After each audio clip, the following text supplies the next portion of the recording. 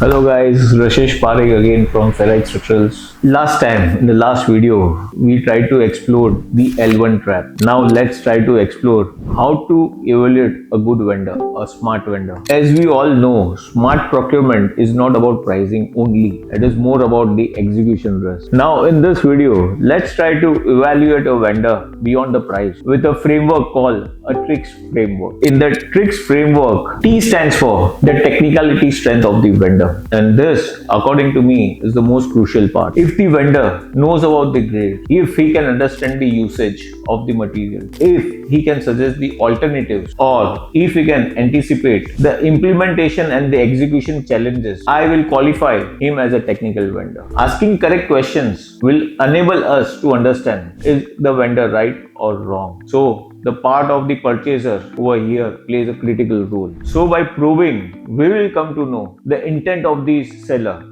Is a trader who wants to sell what is available with us, or he is actually a qualified vendor. So by asking right questions, we will able to understand is the vendor a technically qualified vendor or as good as a simple trader whose intent is to sell.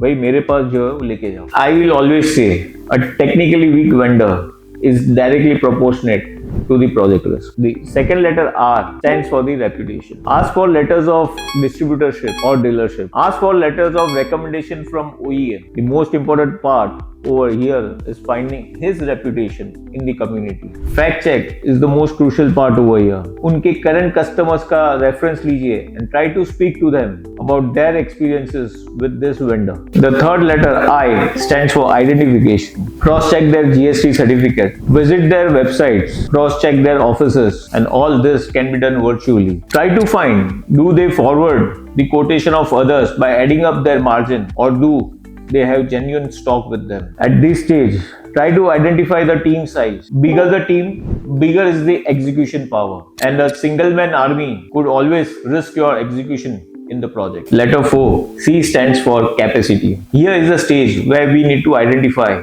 is processing or storage capacity, the handling equipments he has, the relationship with transporters, the pressure he can take during execution of the project, the urgencies he can handle. One more crucial part is to identify his financial capabilities. For reference, you can always speak to his banker. I always believe the execution capabilities matter than the quoting capabilities. The fifth letter S stands for stability. At this stage, try to find out the numbers of years in the business. Try to find out how many years he is in the business. Try to find out how long the relationship with the OEM is. Also try to find out the tenure of the people working with him. This gives a lot of input. I believe the price is temporary. The stability of the vendor should be permanent. Test vendor during tough times. A smart purchaser always reduces the risk of execution before negotiating prices. To help you with the TRICS framework, I am also attaching a sheet